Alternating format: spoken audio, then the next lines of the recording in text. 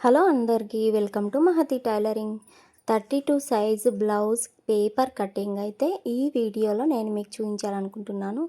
So నేను already నా ఛానల్లో 36 సైజు, 34 సైజు, 38 సైజు ఇలా అన్నీ ఎక్స్ప్లెయిన్ చేస్తూ మనకు ఎలా మెజర్మెంట్స్ తీసుకుంటూ ఎలా కట్ చేయాలనేది పేపర్ కటింగ్ చూపించాను.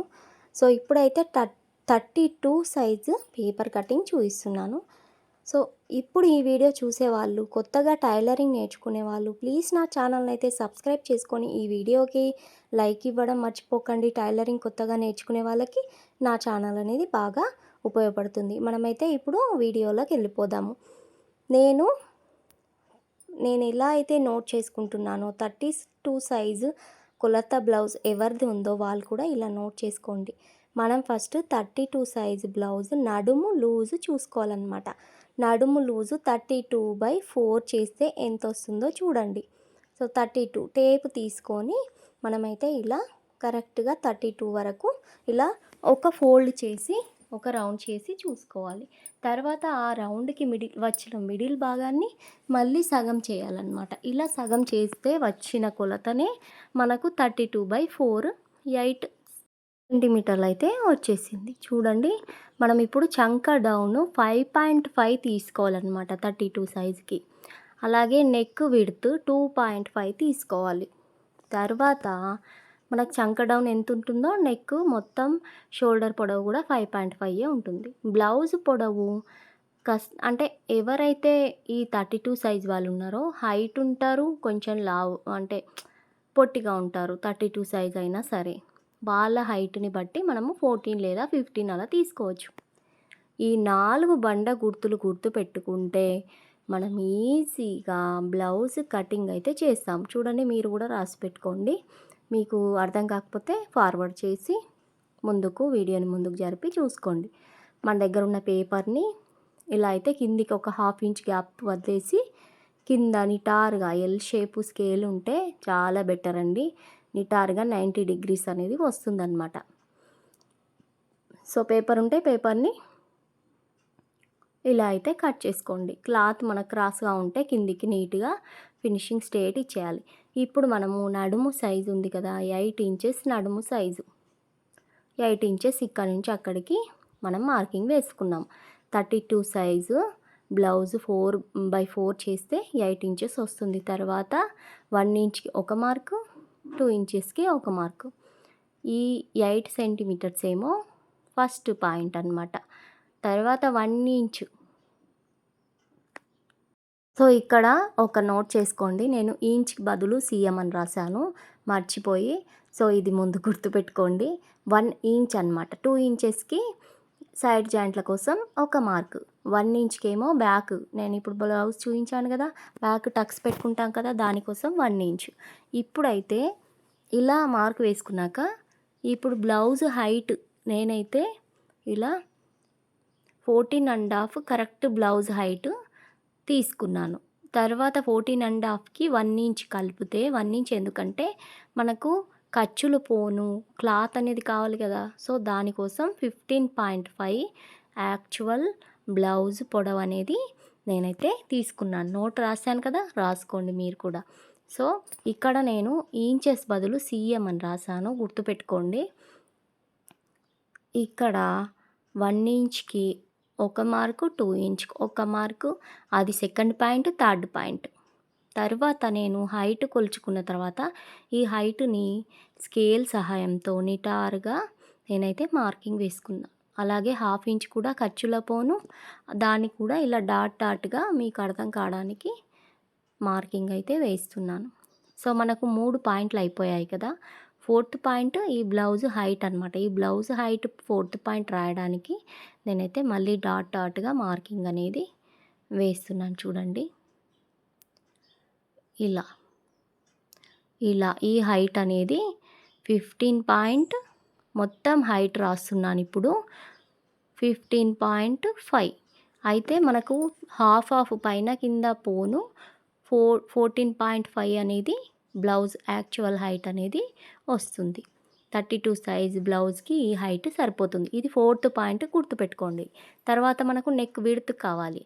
నెక్ విడ్త్ 2.5, అలాగే మనకు షోల్డర్ విడ్త్ అనేది 5.5. ఇక్కడ చూడండి, ఇక్కడ ఇప్పుడు టేప్ తీసుకొని ఇక్కడ మనకి ఎక్కడైతే నెక్ స్టార్ట్ అవుతుందో అక్కడ నుంచి మనము టేప్ అనేది పెట్టుకొని నెక్ విడ్త్ అనేది కొలుచుకోవాలి. సో నేను టేప్ పెడుతున్నాను. ఇక్కడ 2.5కి నెక్ విడ్త్, అలాగే 3 ఇంచెస్ షోల్డరు వెడల్పు అనమాట. మొత్తం కలిపేసి 5.5 పొడవు అనేది వచ్చేసింది. నెక్ విడ్త్ 2.5, షోల్డర్ వెడల్పు 3 ఇంచెస్. ఇవి ఇంచెస్ అనమాట. సో నేను వీడియోలో పడిపోయి ఇంచెస్ రాయాలని సీఎం అనేది రాశాను, గుర్తుపెట్టుకోండి, అది నా మిస్టేక్. ఇంచెస్ అనమాట. ఇక్కడ బ్యాక్ గల్ల డీప్ 4.5 తీసుకున్నాను. మొత్తం కింద హాఫ్ ఇంచ్ వదిలేసి 4.5 అనేది తీసుకున్నాను. ఇది 7th పాయింట్, గుర్తుపెట్టుకోండి. ఈ 7th పాయింట్ మనం ఇక్కడ నెక్ విడ్త్ 2.5 ఉంది కదా, అలాగే కింద బ్యాక్ గల్ల డీప్ అనేది తీసుకున్న తర్వాత పైన నెక్ విడ్త్ కంటే హాఫ్ ఇంచ్ ఎక్స్ట్రా తీసుకోవాలి కిందికి స్ట్రేట్గా. ఆ స్ట్రేట్గా తీసుకున్న దాన్ని పైన దాని నుంచి నిటారుగా ఇలా కలిపేసేయాలన్నమాట. నేను ఇక్కడ చంక డౌను 5.5 తీసుకుంటున్నాను. మనకు షోల్డర్ విడ్త్ ఎంత తీసుకుంటామో కింద చంక డౌన్ విడ్త్ కూడా 5.5 తీసేసుకొని వీడియోలో చూపిస్తున్న విధంగా నీట్గా ఇలా అయితే మార్కింగ్ వేసేసుకోండి.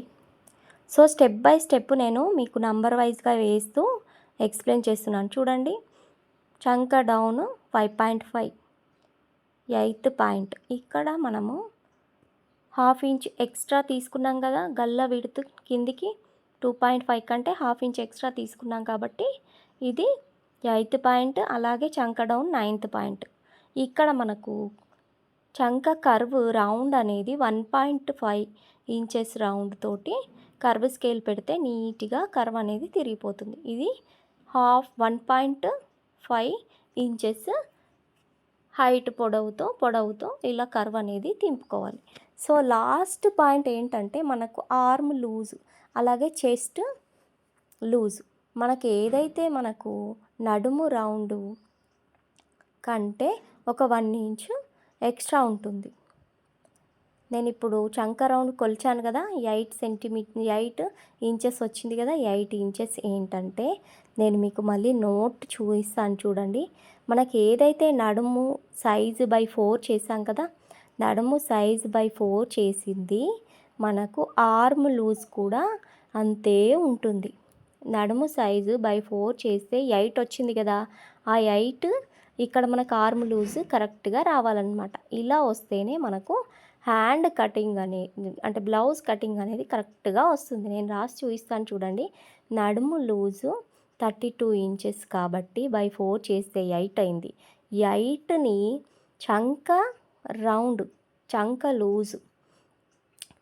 లూజు అంటే చెస్ట్ లూజ్ అనమాట. చెస్ట్ లూజు ఇక్కడ నడుము లూజ్ కంటే చెస్ట్ లూజు 1 ఇంచు ఎక్స్ట్రా పెట్టుకోవాలి. చూడండి, ఇక్కడ కింద కాకుండా పైన 1 ఇంచ్ ఎక్స్ట్రా పెట్టుకున్నాం కదా, 1 ఇంచ్ ఎక్స్ట్రా పెట్టుకుంటే 9 అయింది. చెస్ట్ లూజు 1 ఇంచ్ ఎక్స్ట్రా పెట్టుకుంటే 9 అయింది.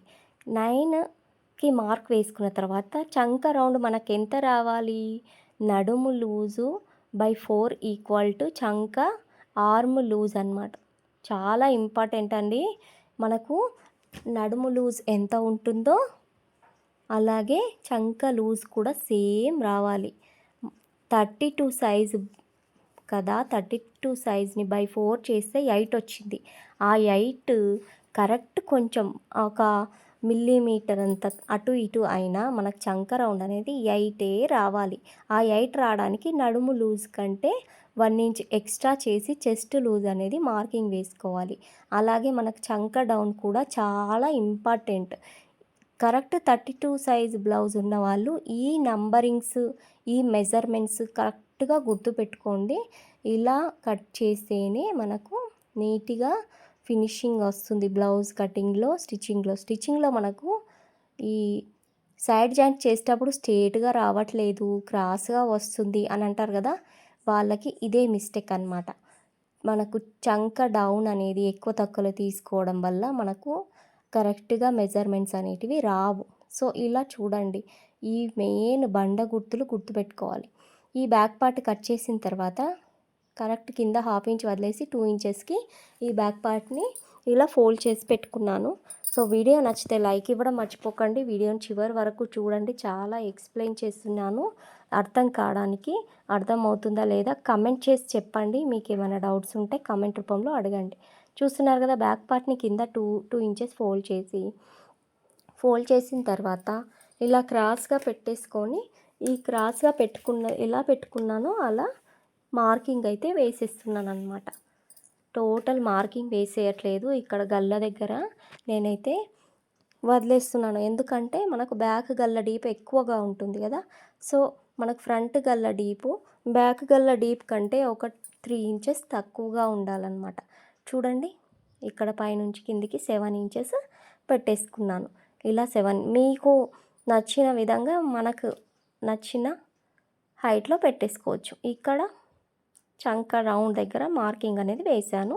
ఫ్రంట్ గల్ల డీపు మార్కింగ్ వేసేసుకొని ఇలా అయితే స్కేల్తో నీట్‌గా మార్కింగ్ వేశాను. ఇక్కడ చంక రౌండ్ హాఫ్ ఇంచ్ లోతులకి కర్వ్ అనేది తిరిగింది ఉంటుంది. చూడండి, కర్వ్ స్కేల్ తోటి నీట్‌గా రౌండ్ అనేది కట్ చేసి ఇలా మార్కింగ్ వేశాను. ఇక్కడ ఫ్రంట్ గల్ల రౌండ్ ఎలా కట్ చేశాను మార్కింగ్ వేశాను చూడండి.